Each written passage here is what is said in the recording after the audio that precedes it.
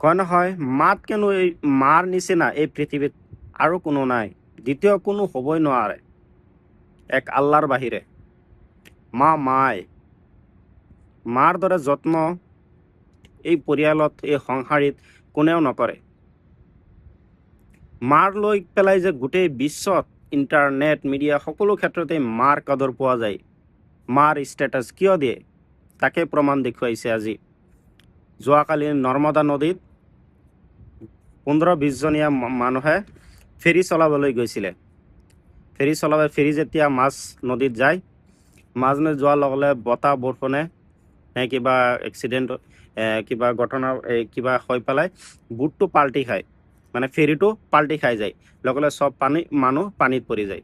যেতিয়া ৰেস্কিউ কৰিবলৈ গৈছে, গৈ দেখে 9 জন মানুহৰ মৃত্যু হৈছে। লগতে এই যে মহিলা দেখা পাইছে নিজৰ সন্তানক এই নদীৰ মাজতেই নিজৰ সন্তানক সাৱটি ধৰি পৃথিৱীৰ পৰা বিদায় লৈছে।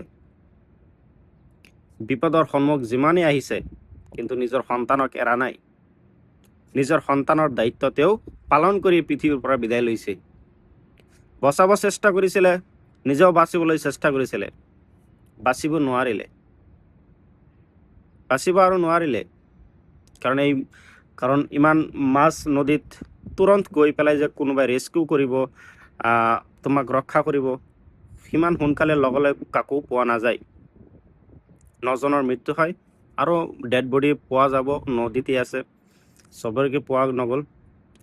যে মা যে কেনেকুৱা বস্তু আজিও পৃথিৱীত, যেন মাৰ কদৰ এতিয়াও পৃথিৱীত আছে।